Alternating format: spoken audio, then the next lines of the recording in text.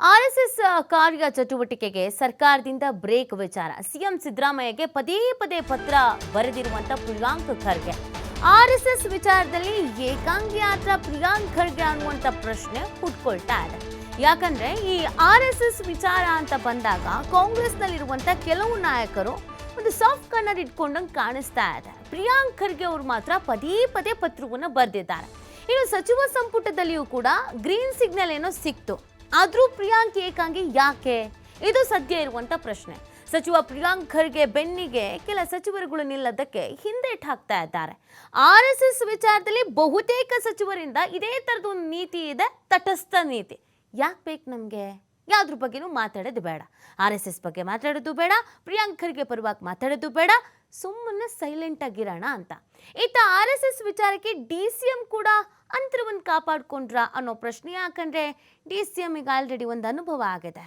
ನಾನು ಆರ್ಎಸ್ಎಸ್ನಲ್ಲಿ ಭಾಗಿಯಾಗಿದ್ದೆ, ಆರ್ಎಸ್ಎಸ್ನ ವಿಚಾರಗಳು ನನಗೆ ಗೊತ್ತಿದೆ, ಅಲ್ಲಿ ಹೇಳೋ ಪ್ರಾರ್ಥನೆ ಇದು ಅಂತ ಹೇಳಿಬಿಟ್ಟು ಇಕ್ಕಟ್ಟಿಗೆ ಸಿಲುಕಿ ಕೊನೆಗೆ ಕ್ಷಮೆನೂ ಕೇಳ್ಬಿಟ್ರು. ಇತ್ತೀಚೆಗೆ ಒಂದು ವೇದಿಕೆಯಲ್ಲಿ ಹೇಳಿದ್ರು, ಯಾರ್ದು ಒತ್ತಡ ಇರಲಿಲ್ಲ, ಬಟ್ ನಾನು ಕೇಳಬೇಕು ಅಂತ ಕೇಳ್ಬಿಟ್ಟೆ ಅಂತ. ಹಾಗಾಗಿ ಈ ಆರ್ಎಸ್ಎಸ್ ವಿಚಾರದಲ್ಲಿ ಡಿಸಿಎಂ ಕೂಡ ಸೈಲೆಂಟ್ ಆಗಿಬಿಟ್ಟಿದ್ದಾರೆ. ಇತ್ತೀಚೆಗೆ ಸಾಫ್ಟ್ ಹಿಂದುತ್ವ ಪ್ರಯೋಗ ಮಾಡ್ತಾ ಇದ್ದಾರೆ ಡಿಸಿಎಂ ಡಿಕೆಶಿ. ಸೊ ಹಾಗಾಗಿ ಇದರಿಂದ ಅಂತರವನ್ನು ಕಾಯ್ದುಕೊಳ್ಳುವಂಥ ಪ್ರಯತ್ನವನ್ನ ಡಿಸಿಎಂ ಮಾಡ್ತಾ ಇದ್ದಾರೆ ಅನ್ನೋದಂತೂ ಸ್ಪಷ್ಟವಾಗಿ ಕಾಣಿಸ್ತಾ ಇದೆ.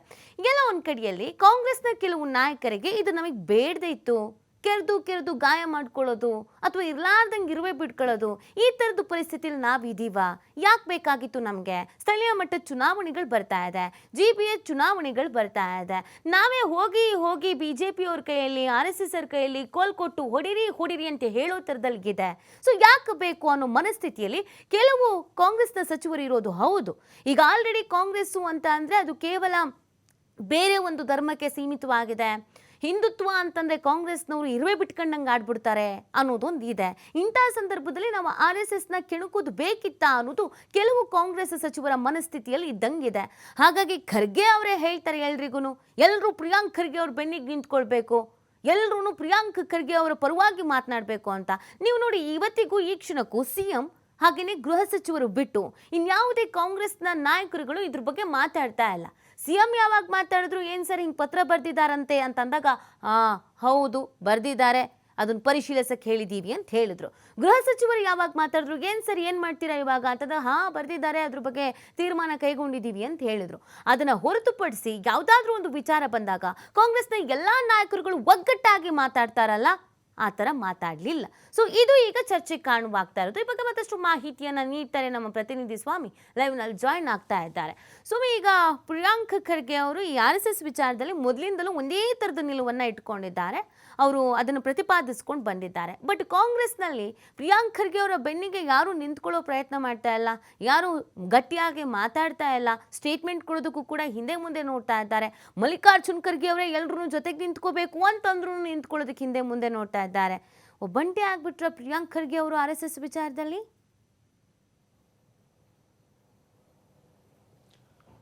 ನೀತಿ RSS ಕಾರ್ಯ ಚಟುವಟಿಕೆಗಳಿಗೆ ಬ್ರೇಕ್ ಹಾಕಬೇಕು ಅನ್ನೋದು ಈಗಾಗಲೇ ಸರ್ಕಾರ ನಿರ್ಧಾರ ಆಗಿರೋಂಥದ್ದು. ಜೊತೆಗೆ ಈಗಾಗಲೇ ಕ್ಯಾಬಿನೆಟ್ಟಲ್ಲೂ ಕೂಡ ಇದಾಗಲೇ ಚರ್ಚೆ ಆಗಿದೆ. ಜಾರಿಗೆ ಬರೋದಕ್ಕೆ ಒಂದಿಷ್ಟು ಕಾನೂನುಗಳನ್ನು ನಿಯಮಗಳನ್ನು ರೂಪಿಸೋದಕ್ಕೆ ಒಂದು ವಾರಗಳ ಸಮಯ ಅವಕಾಶ ಬೇಕಾಗಿದೆ ಅನ್ನೋದು ಕೂಡ ಮಾಹಿತಿ ಲಭ್ಯ ಆಗಿರೋಂಥದ್ದು. ಈ ಹಿನ್ನೆಲೆಯಲ್ಲಿ ಅಂದರೆ RSSನ ಕಾರ್ಯಚಟುವಟಿಕೆಗಳಿಗೆ ಸಂಬಂಧಪಟ್ಟಂತೆ ಯಾವಾಗ ಕೆಲವೊಂದು ನಿಯಮಗಳಿಗೆ ಬ್ರೇಕ್ ಹಾಕಿದ ಸಮಯದಲ್ಲಿ ಪ್ರಿಯಾಂಕ್ ಖರ್ಗೆ ಅವರು ಸಿಎಂಗೆ ಪತ್ರ ಬರೆದಿದ್ರು. ಪತ್ರ ಬರೆದ ನಂತರ ಸಿಎಂ ಕೂಡ ಅದಕ್ಕೆ ಸ್ಪಂದನೆ ಮಾಡಿದರು. ಆಮೇಲೆ ಕ್ಯಾಬಿನೆಟ್ನಲ್ಲಿ ಚರ್ಚೆ ಆಯಿತು, ಅದು ಈಗ ಅಪ್ರೂವಲ್ ಕೂಡ ಆಗಿದೆ. ಆದರೆ ಈಗ ಅಪ್ರೂವಲ್ ಆದ ಬಳಿಕ ಕೆಲ ಸಚಿವರು ಸೈಲೆಂಟ್ ಆಗಿರೋದು ಯಾಕೆ, ಸಚಿವ ಪ್ರಿಯಾಂಕ್ ಖರ್ಗೆ ಅವರ ಬೆನ್ನಿಗೆ ನಿಂತಿಲ್ಲ ಯಾಕೆ ಅನ್ನೋದು ಸಾಕಷ್ಟು ಚರ್ಚೆ ಆಗ್ತಾ ಇರೋಂಥದ್ದು. ಅದಕ್ಕೆ ಇವತ್ತು ಪ್ರಿಯಾಂಕ್ ಖರ್ಗೆ ಅವರು ಸ್ಪಷ್ಟನೆಯನ್ನು ಕೊಟ್ಟಿದ್ದಾರೆ. ಅಂದರೆ ನನ್ನ ಒಂದು ಮನವಿಗೆ ಎಲ್ಲರ ಕಡೆಯಿಂದಲೂ ಸ್ಪಂದನೆ ಸಿಕ್ಕಿದೆ. ಅಂದರೆ ಸರ್ಕಾರವು ಕೂಡ ನನ್ನ ಮನವಿಗೆ ಸ್ಪಂದನೆ ಕೊಟ್ಟಿದೆ. ಜೊತೆಗೆ ರಾಹುಲ್ ಗಾಂಧಿಯವರು ಆಗ್ಬೋದು, ರಾಜ್ಯದ ಪಕ್ಷದ ಅಧ್ಯಕ್ಷರಾಗ್ಬೋದು, ಎಲ್ಲರೂ ಕೂಡ ನನ್ನ ಮನವಿಗೆ ಸ್ಪಂದನೆ ಕೊಟ್ಟಿದ್ದಾರೆ. ಹಾಗಾಗಿ ಎಲ್ಲರೂ ಕೂಡ ನನ್ನ ಜೊತೆಯಲ್ಲಿ ಇದ್ದಾರೆ ಎಂಬ ಸ್ಪಷ್ಟನೆಯನ್ನು ಕೊಟ್ಟಿದ್ದಾರೆ. ಆದರೆ ಕೆಲವೊಂದು ಸಚಿವರು ಒಂದೊಂದು ವಿಚಾರಗಳಿಗೆ ಸಂಬಂಧಪಟ್ಟಂತೆ, ಅದರಲ್ಲೂ RSSಗೆ ಬ್ರೇಕ್ ಹಾಕಿರೋಕ್ಕೆ ವಿಚಾರಗಳಿಗೆ ಸಂಬಂಧಪಟ್ಟಂತೆ ಸಮರ್ಪಕವಾಗಿ ಸ್ಪಷ್ಟನೆಯನ್ನು ಕೊಡದೆ ಅಥವಾ ಎದುರಿಸ್ತವಾಗಿ ಎದುರಿಸ್ತಾ ಇಲ್ಲ ಅನ್ನೋದು ಈಗ ಕಾಂಗ್ರೆಸ್ ವಲಯದಲ್ಲೇ ಚರ್ಚೆ ಆಗ್ತಾ ಇರೋಂಥದ್ದು. ಅದಕ್ಕೆ ಅಂದರೆ ಈ ಹಿಂದೆ ಕೂಡ ಕೆಲವು ಸಚಿವರು RSS ಕಾರ್ಯಚಟುವಟಿಕೆಗಳಿಗೆ ಬ್ರೇಕ್ ಹಾಕುವಂಥ ವಿಚಾರಕ್ಕೆ ಸಂಬಂಧಪಟ್ಟ ಪಕ್ಷದಲ್ಲೇ ಸಾಕಷ್ಟು ಚರ್ಚೆ ಆಗಿತ್ತು. ಅಂದರೆ ಈ ಸಮಯದಲ್ಲಿ ಈ ವಿಚಾರಗಳು ಚರ್ಚೆಗೆ ಅವಕಾಶ ಮಾಡಿಕೊಡ್ಬೇಕಿತ್ತ, ಇದನ್ನು ಜಾರಿಗೆ ತರಬೇಕಿತ್ತ ಅನ್ನೋ ವಿಚಾರಗಳು ಸಾಕಷ್ಟು ಚರ್ಚೆ ಆಗಿದ್ವು. ಅಂದರೆ ಸ್ಥಳೀಯ ಸಂಸ್ಥೆಗಳು ಚುನಾವಣೆಗಳು ಬರ್ತಾ ಇದೆ, ಹಾಗಾಗಿ ಅವುಗಳ ತಯಾರಿ ಆಗಬೇಕು, ಸಿದ್ಧತೆ ಆಗಬೇಕು, ಪಕ್ಷ ಸಂಘಟನೆ ಆಗಬೇಕು.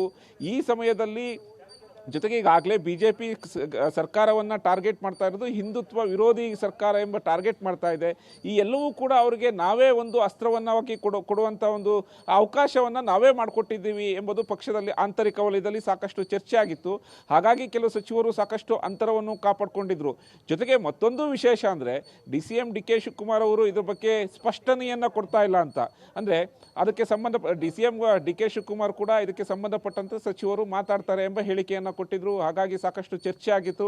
ಅಂತರವನ್ನು ಕಾಪಾಡ್ಕೊಳ್ತಾ ಇದ್ದಾರೆ ಅನ್ನೋದು ಕೂಡ ಸಾಕಷ್ಟು ಚರ್ಚೆ ಆಗಿತ್ತು. ಅಂದರೆ ಪಕ್ಷದ ನಾಯಕರೇ ಸಚಿವರೊಬ್ಬರ ಒಂದು ಪತ್ರಕ್ಕೆ ಸಂಬಂಧಪಟ್ಟಂತೆ RSS ಕಾರ್ಯಚಟುವಟಿಕೆಗಳಿಗೆ ಬ್ರೇಕ್ ಹಾಕುವ ವಿಚಾರಕ್ಕೆ ಸಂಬಂಧಪಟ್ಟಂತೆ ಯಾರೂ ಒಂದು ಸ್ಪಷ್ಟವಾಗಿ ಅವರು ಪರ ನಿಲ್ತಾ ಇಲ್ಲ ಅನ್ನೋ ಚರ್ಚೆ ಆಗುವಂಥ ಸಂದರ್ಭದಲ್ಲಿ ಕೆಲವೊಂದು ಹೇಳಿಕೆಗಳು ಕೂಡ ಸಾಕಷ್ಟು ಗೊಂದಲ ಆಗ್ತಾ ಇತ್ತು. ಇದಕ್ಕೆ ಪುಷ್ಟಿಯನ್ನು ಕೊಡ್ತಾ ಇತ್ತು.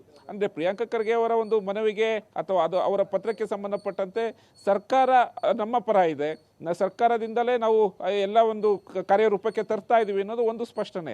ಆದರೆ ಕೆಲವೊಂದು ಸಚಿವರು ಸೈಲೆಂಟ್ ಆಗಿರೋದು ಯಾಕೆ, ಇಡೀ ಪಕ್ಷ ಪ್ರಿಯಾಂಕ ಖರ್ಗೆ ಅವರ ಬೆನ್ನಿಗೆ ನಿಂತಿಲ್ಲ ಅನ್ನೋದು ಕಾಂಗ್ರೆಸ್ ಆಂತರಿಕ ವಲಯದಲ್ಲಿ ಸಾಕಷ್ಟು ಚರ್ಚೆ ಆಗ್ತಾ ಇರೋಂಥದ್ದು. ನೀತಿ. ಓಕೆ, ಥ್ಯಾಂಕ್ ಯು ಸ್ವಾಮಿ ತಮ್ಮೆಲ್ಲ ಡೀಟೇಲ್ಸ್ಗಾಗಿ.